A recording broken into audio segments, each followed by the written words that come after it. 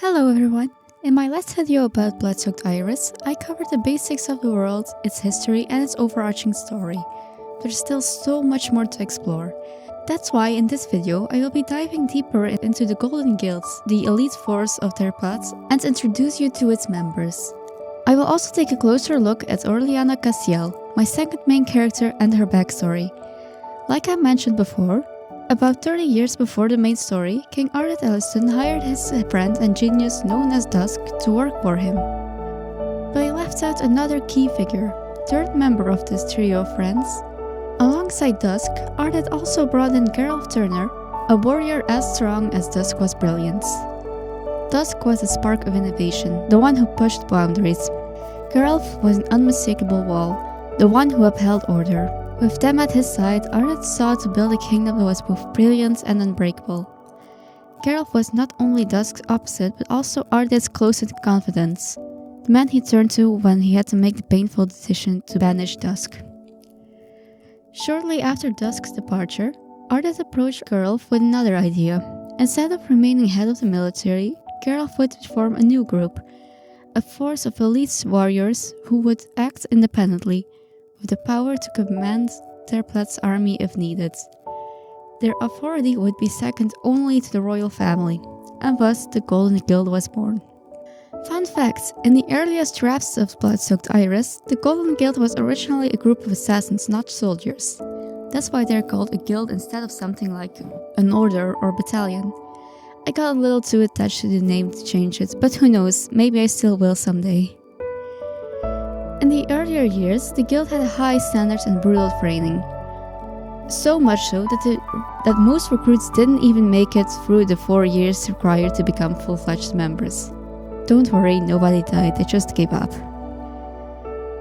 At the time of the main story, the Golden Guild consists of 6 members, not counting Geralf, who has mostly retired from fieldwork. So let's meet them. Junius Alistair was only 8 years old when he was abandoned by his family and left to fend for himself, until Geralf found him and took him in as his own.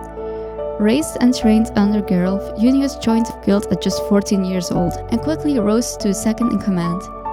He is a fierce fighter and fiercely protective, but beneath his disciplined exterior, he is a tired older brother figure who sees the guild as his family. Junius was not the only child Geralf took in. 2 years later, he and his son came across a 7-year-old girl who had lost everything. Orliana Castiel was born to a kind single mother in a peaceful village, where she was loved and cherished. That peace was shattered when a man who claimed to be her father arrived. Her mother refused to go with him, and for that she paid with her life. Orliana's mother died protecting her. She watched her mother burn before her eyes, her final words begging her to run, and she thankfully did. 2 weeks later, Geralf found her, hungry, grieving, and alone. He took her in, raised her, and trained her as a warrior of the guild. Now she stands as the king's greatest warrior, strong and fierce in battle, yet still holding on to her kindness her mother taught her. Much like her adoptive father, she grew close to the king's children, who were close to her in age. Even though she can no longer remember her mother's face, she clings to the values she was raised with. She does what she believes is right as long as it does not contradict any orders. At only 13 years old, Orliana became a guild trainee.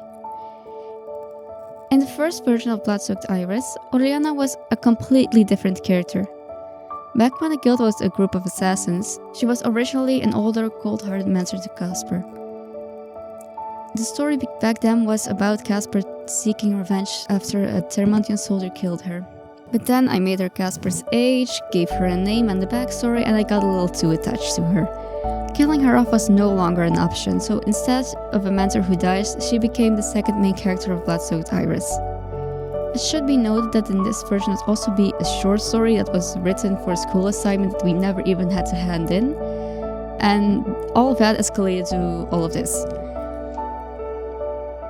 The same year that Orliana joined the guild, so did Lisa Michiels, then 14 years old.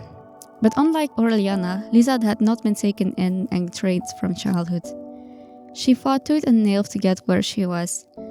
Growing up, she always was a weird girl, too pessimistic, too different, never quite fitting in. but she never let that stop her. She learned of the guild when her 10 boyfriends became an informant and was determined to get in. They did not work out, but she still trained relentlessly, determined to prove her worth. When she finally made it into the guild, she thought she had made it to the top. Then there was Aureliana. She was younger, yet somehow always ahead. She rose through the ranks faster, she effortlessly connected with people, and she had Gerloff and the royal family backing her up. To Lisa, it felt unfair, like Aureliana had everything handed to her. So from the moment they met, a rivalry was born, or at least a one-sided one. If you watched my previous video, you already know Casper's backstory. The weapon created by Dusk, saved by Aureliana, given a name that he now bears. If you have not seen my previous video, I go more into his backstory there, so I suggest you check that out. Now as a member of the Golden Guild, Casper fights not as a tool but as a person, to repay Aureliana for the life she gave him. And now onto our final members. At only 16 years old, Wendy and Wei Hartz are the youngest members of the Golden Guild, still in training. They were orphaned at a young age and raised by their grandmother. Wendy is cheerful and kind, always trying to keep her morale high, but beneath her bubbly personality is a deep fear of being left alone.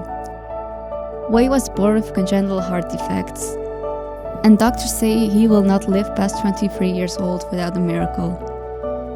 Though she's a stronger fighter, she often holds back, afraid of overshadowing her brother.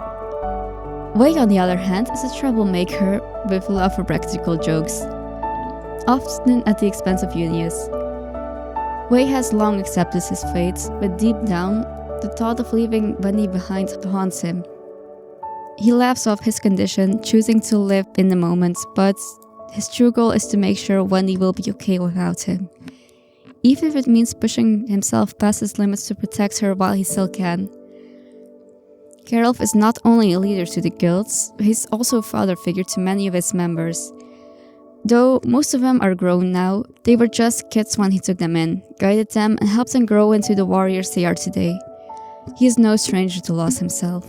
Years ago, Geralf lost his wife, the love of his life, and their unborn child.